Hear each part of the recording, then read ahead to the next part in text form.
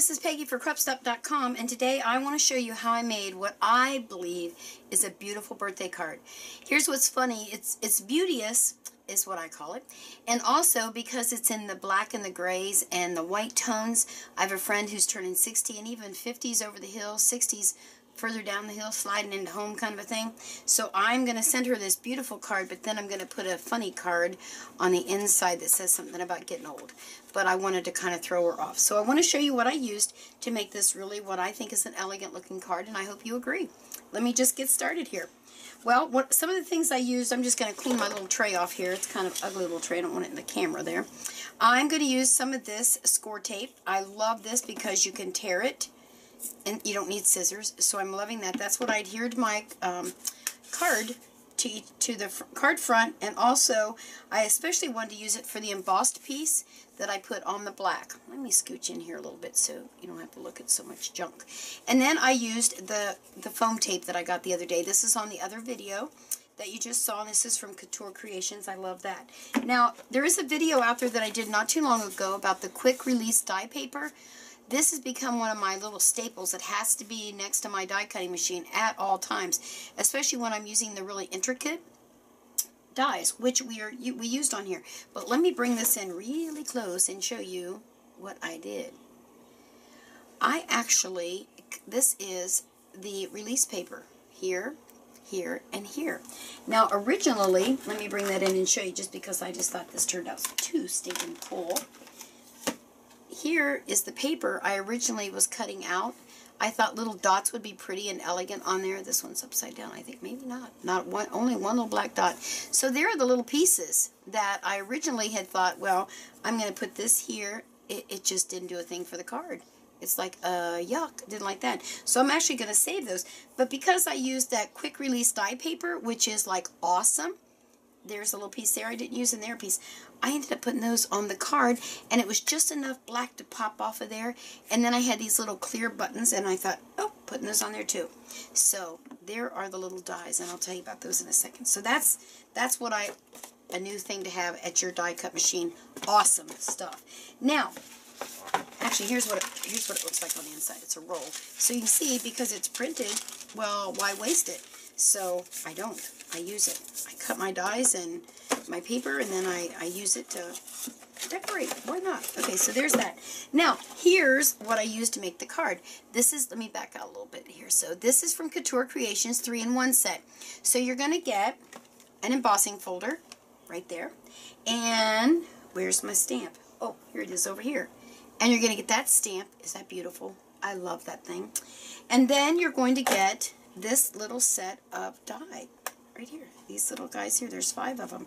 And now you can, use these as a stencil. You can pop in there and you'd get a lot of little dots. I'm going to try something different later. I'm going to actually put this on a piece of foam that I use for my stamps and see if I can stamp a flower image. I didn't have time to do that yet. But so you get these little magnets. Now here's the cool thing. I didn't punch it out of here. In case you didn't get to see the video with the release paper, inside, and again, let me bring this a little closer. The way this works is you're going to take on your cutting board, or your die cut machine, you're going to place your paper, your release paper, and your die face down into your cutting board. If you do it face up, that's fine. I do mine face down into my cutting board. I run it through twice just because I do. I don't think it says you have to, but I do. But do you see these little teeny things? Used to be, man, I would be digging those things out forever. I hope I don't stab myself and bleed on my card. I think I'll move it just in case. And so look how easy this comes out. Now she's making a lot. Look at that. It's cleaned out. That's the paper. And then under there is the little release paper. And now my little tiny dot right there is clear. Now, if I didn't have that release paper in there, it would be a bear to dig that out. But it comes right out. There it is, in there. So easy greasy to clean out. That's why I love this quick release paper. And I use it with all my dies, not just with Couture Creations. So now the other thing I used was the Memento London Fog, and I also used a Tuxedo Black Memento ink to do this. Now, what I did, and I'm not going to bore you by showing you because you all know how to stamp, I'm sure, and you know how to boss. But what you want to do is I'm going to use, let me back out a little bit because now I'm like too stinking close. you are going to, well, you know what? Let me move some of this stuff out of here. I can stick a hunk of paper under there and stamp, can't I? Sure you can. Okay, let's grab this. All right, so what you're going to do, make sure you keep these little guys. And we're going to have this underneath there, so let's go ahead and put that there. So what you're going to do is you're going to ink up your stamp. And again, I'm using the London Fog. Now, one thing I'll tell you about what I found in the past about my London Fog ink pad, when I first get it, it doesn't really look gray. It kind of looks a bluish slate color gray. But as it goes on, it just turns lighter. Now, then what you're going to do is put this down here. You're going to put that on there and give it a good press. Like so. Okay, so I stamped it, and if you look, I did not press well enough, or else I didn't have enough ink on there. And that's kind of what happened on this card. Let me bring it back in. Is that, but see, it's kind of a doily, and it's vintage, so I don't get too excited about that. And where it was really bad, this one, let's see, this one up here, I didn't hardly get any ink on it. I must not have pressed well, kind of hurrying, I guess. And that's why I used my little paper there, and it covered it. So there, in my book, there are no mistakes. The other cool thing that you can do with this is you could go ahead with your die and you could cut that out right there, and you would have a really cool embellishment. So that's something else you can do. All right, so now the next thing, where'd I put my hunk of paper?